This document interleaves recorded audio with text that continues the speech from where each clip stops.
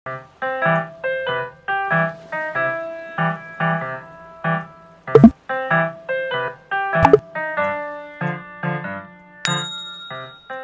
everyone, welcome back again to my channel. Nama aku Natasha Deborah. Dan buat kalian yang belum subscribe aku, kalian harus banget subscribe aku dulu. 5, 4, 3, 2, 1. Thank you.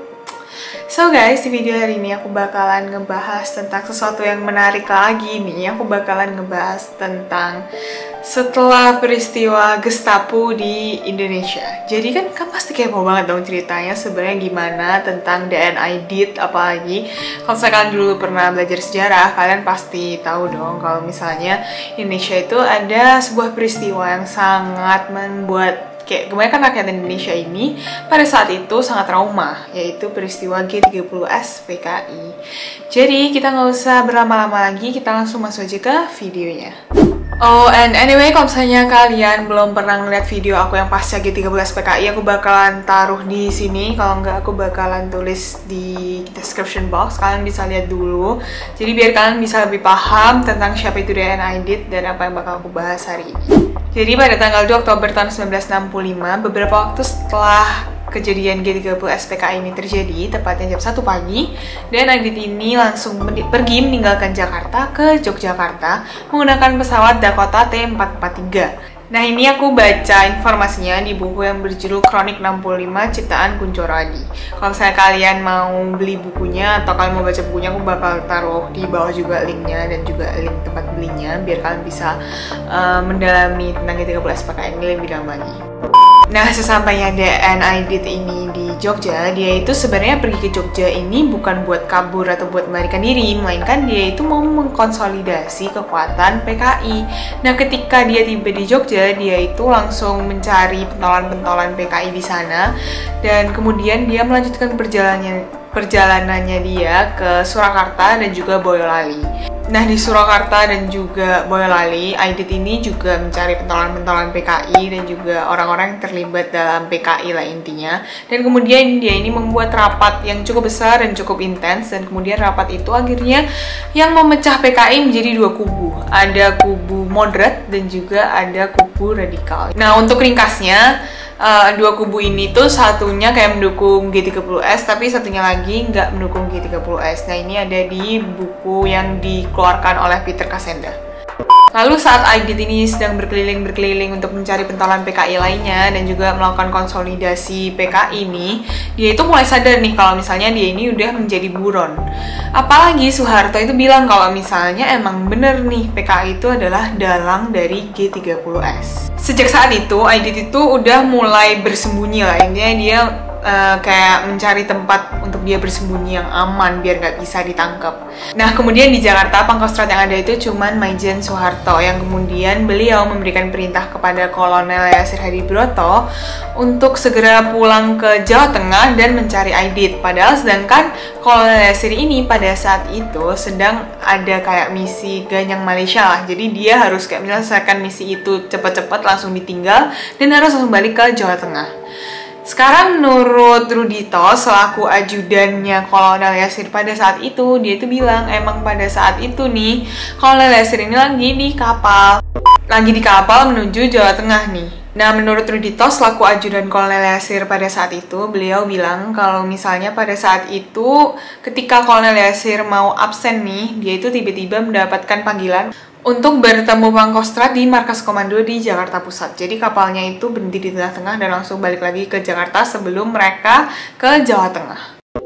Lalu barulah kapal itu yang mengangkut semua anggota Brigjen 4 Diponegoro yang terdiri dari 3 batalion tersebut sampai di Teluk Jakarta pada tanggal 3 Oktober tahun 1965. Nah, kemudian ketika Kolonel Yasir ini sampai di sana, dia itu udah melihat Soeharto berdiri di depan pintu ruang kerja Pangkostrat. Nah, kemudian Soeharto itu langsung melontarkan pertanyaan kepada Yasir. Beliau menanyakan, kamu masih ingat nggak tentang kejadian Madiun tahun 1948? Kamu saat itu ada di mana? Kemudian Kolonel Yasir jawab nih, saya pada saat itu sedang menghancurkan 1 batalion RUL di Wonosobo. Nah, kemudian Pak Soeharto jawab lagi, nah, sekarang yang sedang memberontak ini adalah anak-anak PKI Madiun dengan ketuanya yaitu DNI DIT. Sekarang kamu pergi ke Jawa Tengah dan cari mereka dan segera bereskan. Bereskan, kalau kata Pak Harto, bereskan. Nah, pada saat itu pertemuan Kolonel Leyasir dan juga Pak Soeharto ini begitu singkat, cepat, padat, dan juga jelas, sehingga Kolonel Leyasir ini bisa bergegas langsung kembali ke Teluk Jakarta dan melanjutkan perjalanannya ke Jawa Tengah. Lalu setelah kapal Kolonel Leyasir ini mendarat di Tanjung Emas, Semarang, pasukan beliau yang terdiri dari 3 batalion tersebut langsung diperiksa oleh polisi militer. Nah, katanya ketika melakukan pemeriksaan itu, menurut data intelijen nih, semua orang yang diperiksa yang terindikasi tergabung dengan PKI itu langsung ditahan. Dan dalam misi memburu DN Aidit ini, Kolonel Leyasir ini cuma mengajak 5 orang yang paling ia percayai lah. Karena mungkin emang dia itu mau membuat anggota ini sangat-sangat ramping dan kecil ya guys, biar tidak ada informasi yang kesebar. Karena kalau semakin banyak orang, semakin riskan untuk informasi yang seharusnya nggak kesebar itu bisa kesebarkan. Nah, kemudian sesampainya Kolonel Leyasir di markas Brigjen Solo, dia itu langsung melakukan kayak perencanaan penangkapan DN Aidit dengan sangat cepat, sangat intens, dan juga sangat seksama lah guys intinya. Kemudian nih dilanjutkan lagi dengan malam hari, ada seseorang yang bernama Sri Harto selaku pengawalnya DN Aidit datang menemui Kolonel Leyasir. Beliau bilang kalau misalnya, saya tahu nih DN Aidit bersembunyi di mana. Kalau misalnya DN Aidit ini sedang bersembunyi di daerah Purwosari. Namun, Kolonel Leyasir nggak bisa langsung percaya dong. Dan akhirnya Sri Harto itu bilang, besok DN Aidit itu akan segera pindah karena beliau itu tahu sedang dicari-cari. Beliau akan berpindah ke Sambang Solo. Besok pagi saya akan mengantarkan beliau jam 10 pagi. Kalau misalnya kamu nggak percaya, kamu besok boleh lihat dengan mata kepala kamu sendiri di perempatan jalan. Kamu akan melihat saya sedang membonceng DN Aidit untuk menuju Sambang Solo. Dan kemudian keesokan harinya, bener dong, Kolonel Leyasir dan juga timnya melihat ada beneran DN Aidit sama Sri Harto beneran dibonceng nih ke Sambang Solo. Dan akhirnya tim dari Kolonel Leyasir ini kan senang banget dong, mereka mendapatkan pencerahan tentang keberadaan DN Aidit. Nah, kenapa DN Aidit ini bisa pindah secara tiba-tiba? Karena ternyata Sri Harto ini juga bilang nih ke DN Aidit kalau misalnya bakalan terjadi penggeledahan yang gede-gedean banget di tempat kamu bersembunyi sekarang. Jadi lebih baik kamu sekarang pindah tempat secepat mungkin yang kamu bisa sebelum kamu ketangkap dan kemudian kamu ribet lah pokoknya urusannya. Jadi makanya DN Aidit ini pergi. Kemudian Kolonel Leyasir dan tim ini setelah mengetahui semuanya, mereka itu mulai nyusun rencana ulang lagi kayak bagaimana caranya buat tangkap DN Aidit nih. Nah, mereka itu berencana akan menangkap DN Aidit pada malam hari ketika semua orang tuh sudah kayak tertidur dan lengah, udah capek. Itu emang strategi dari Kolonel Leyasir nih. Nah, kemudian gak pakai panjang lebar babi bumbebo, Kolonel Leyasir dan 5 anggotanya serta 1 supir langsung bergegas naik mobil jeep berwarna hitam, kayak digas-gas-gas bener-bener kayak berisik banget. Terus habis itu lampunya kayak dinyalain kayak terang banget, kayak didim terus gitu loh guys, ke arah tempat DN Aidit bersembunyi. Dan ini tuh emang strategi dari Kolonel Leyasir biar yang di dalam rumah itu kayak panik, bingung mau ngapain, jadi gerakannya udah kayak gak jelas gitu loh. Ini emang strateginya.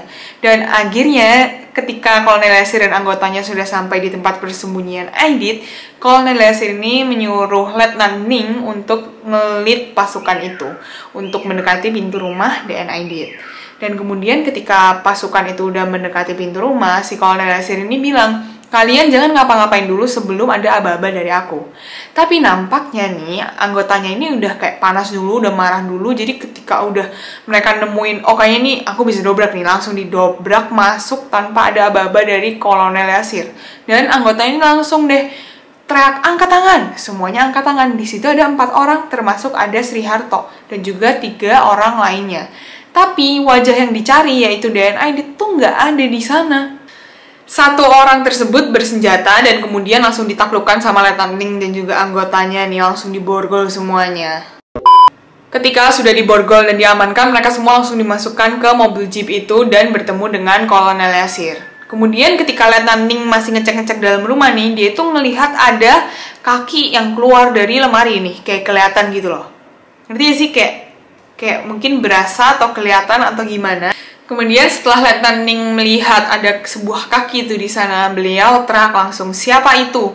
Kemudian beliau menyuruh seluruh anggotanya kayak mendekati kaki itu dan beliau memerintahkan cari tahu siapa itu, dan kalau misalnya beliau melawan, tembak saja. Kemudian orang dari belakang lemari itu keluar, dan ternyata itu emang bener DN Aidit, orang yang selama ini dicari. Dan kemudian DN Aidit keluar dan bilang, sabar-sabar, jangan ditembak dulu. DN Aidit kemudian melontarkan pernyataan pada Letnan Ning, siapa kamu? Letnan Ning kemudian menjawab, saya petugas pak. Kemudian DN Aidit menjawab lagi, siapa yang menugaskan? DN Aidit ini juga sempat ngomong dengan nada yang tinggi, kamu tahu nggak siapa saya? Saya ini Menko. Dan emang pada saat itu DN Aidit ini menteri gitu loh. Dan besok saya ada meeting dengan presiden. Tapi karena si Letnan Ning ini ditugaskan untuk menangkap DN Aidit, beliau kayak nggak peduli DN Aidit ngomong apa, dan beliau langsung menangkap DN Aidit dan dimasukkan juga ke mobil jeep tersebut. Kemudian mereka melakukan perjalanan ke markas Brigjen 4 di Solo. Sesampainya mereka di situ, Kolonel Yasir ini langsung ngomong ke Aidit, mereka ini adalah anggota saya yang menugaskan mereka, Pak. Dan Aidit ini langsung dibawa ke ruang kerjanya Kolonel Yasir. Beliau memberikan DN Aidit ini sebuah bolpen dan juga 3 lembar kertas untuk diinterogasi nih, disuruh nulisin semua lah yang beliau tahu, karena menurut Kolonel Yasir jika beliau menginterogasinya secara verbal itu kurang etis. Tapi si DN Aidit ini tidak menuliskan apapun, bahkan dia itu sempat minta kopi sebanyak 3 kali, kayak di refill terus gitu loh guys, dan muter-muter bolpen nih, kayak bingung gitu loh mau nulis apa, kayak gelisah aja. Dan akhirnya DN Aidit ini berhasil menulis puluhan lembar folio tentang apa yang terjadi sebenarnya. Tapi yang masih menjadi misteri di sini itu sebenarnya tulisannya si DN Aidit ini kemana gitu lah, karena nggak pernah dipublish dan nggak pernah ada yang tahu. Nah, menariknya lagi, sebelum DN Aidit ini kelar nulisin puluhan lembar folio tersebut, beliau ini sempat minta kepada Kolonel Yasir untuk dipertemukan sama Presiden Soekarno. Cuman Kolonel Yasir menolak, karena beliau mikir nih, kayak kalau misalnya DN Aidit ketemu sama Presiden Soekarno, beliau bisa ngomong-ngomong dan beliau bisa memutarbalikkan fakta. Dan setelah itu bakalan menjadi lebih runyam lagi. Setelah dirasa cukup oleh Kolonel Yasir melakukan interogasi pada DN Aidit dan segala macamnya, akhirnya beliau itu mendapatkan kesimpulan nih kalau misalnya emang DN Aidit itu adalah otak dibalik terjadinya G30S. Kemudian langsunglah Kolonel Yasir ini bilang ke DN Aidit, udah sekarang kamu ikut aku naik mobil jeep lagi, tepatnya pada tanggal 22 November tahun 1965. Nah, kalau misalnya kalian look up di Google nih, nyari nih, itu tuh sebenarnya tanggal kematiannya DN Aidit. DN Aidit ini masuk ke mobil jeep tersebut dengan keadaan tangan itu kayak diborgol, beneran diikat gitu loh. Dan kemudian sebelum mereka melakukan perjalanan, Kolonel Yasir ini juga bilang kepada anggotanya kalau misalnya di tengah jalan beliau lompat, langsung tembak mati saja. Nah, kemudian setelah 15 menit melakukan perjalanan, mereka kemudian sampai di sebuah klaten yang katanya itu mirip sama kebun pisang. Nah, katanya saksi mata di sana nih udah banyak hansip-hansip lah, intinya di sana udah siap banget. Nah, kemudian DN Aidit ini bertanya dong sama Kolonel Yasir, ini aku di mana dan mau ngapain? Kemudian dijawablah sama Kolonel Yasir nih, ini adalah tempat di mana Bapak akan menyusul Pak Yani. Kalau misalnya kalian nggak tahu, Pak Yani itu sebenarnya adalah Ahmad Yani yang meninggal akibat peristiwa G30S tersebut. Nah, di sini DN Aidit itu udah mulai sadar nih, gue bakalan dieksekusi nih. Akhirnya beliau itu bilang ke Kolonel Yasir, boleh nggak saya berpidato dulu nih, sebentar, sepatah dua kata sebelum kalian melakukan eksekusi saya. Kemudian diperbolehkan dong pasti sama Kolonel Yasir. Nah, di pidato tersebut DN Aidit ini bilang hidup PKI, hidup PKI, hidup PKI sebanyak 3 kali. Setiap 17 tahun sekali PKI harus tumbuh. Intinya pidato DN Aidit tersebut yang memuja-muja PKI ini membuat Kolonel Yasir dan juga anggotanya dan semua orang yang ada di situ tuh semakin geram, semakin panas, sehingga keingin segera aja nih melakukan eksekusinya. Akhirnya setelah DN Aidit ini kelar pidato, DN Aidit ini langsung diberdirikan di dekat sumur yang berada di klaten tersebut. Kemudian ditembaklah DN Aidit di bawah telinga sebelah kanan nih. Jadi di sini jeder, terus DN Aidit langsung terjungkal ke belakang dan masuk ke sumur. Dan setelah itu Kolonel Yasir dan juga anggotanya terus menembak Aidit yang udah masuk ke sumur itu buat memastikan aja kalau misalnya Aidit benar-benar meninggal. Jadi sumur itu langsung dikubur sama batang pisang dan juga kayu kering kemudian dibakar. Nah, tapi karena kita semua ini dalam pelajaran sejarah juga nggak pernah ditunjukin nih sebenarnya jasadnya DN Aidit bentuknya kayak gimana, ditemukan di mana, nggak ada yang tahu. Jadi makanya banyak spekulasi yang muncul kalau misalnya katanya DN Aidit ini dibakar di tempat persembunyiannya beliau. Tapi ini cuma spekulasi ya guys. Ini kan kita lagi bahas sejarah nih.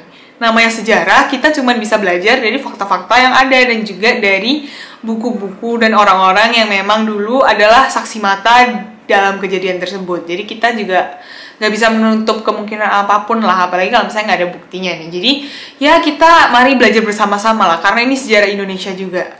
Tentu cerita aku ini nggak bisa mengkonklusikan semaksimal itu guys, karena emang aku udah berusaha semaksimal mungkin. Aku udah baca artikel sana dan sini, dan ini tuh cuman kayak aku rangkum sedikit, lebih tepatnya sih kayak intinya lah guys.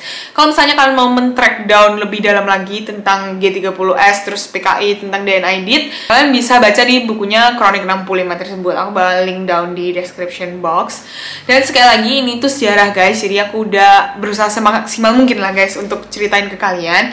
Jadi jangan hujat aku, jangan hina aku. Kalau misalnya ada salah penyampaian kata atau salah informasi, kalian bisa perbaikin aku, tulis yang sebenarnya itu gimana sih, tulis aja di komen menurut kalian gimana, atau kalian tahu informasi lain tentang peristiwa ini, kalian boleh bahas di komen di bawah. Karena ini adalah sejarah Indonesia, jadi ya kita jangan jadi rakyat yang bodoh atau saling menghina. Lebih baik kita bisa diskusikan tentang sejarah ini di kolom komentar di bawah ya guys. Oke guys, jadi segitu aja cerita aku tentang G30S PKI dan juga DNI DIT, penangkapan DNI DIT ini guys. Semoga kalian suka dengan cara penyampaian aku, dan juga kalau misalnya kalian suka sama tipe video kayak gini, kalian jangan lupa untuk like video ini. Dan juga kalian boleh banget tulis komen kalian di bawah, kalian mau request video kayak apa, dan aku bakalan semaksimal mungkin buat nge-up video kalian. Oke guys, thank you guys so much for watching my video. Jangan lupa buat like, share, comment, dan juga subscribe ya guys. Bye guys, see you guys in my next video.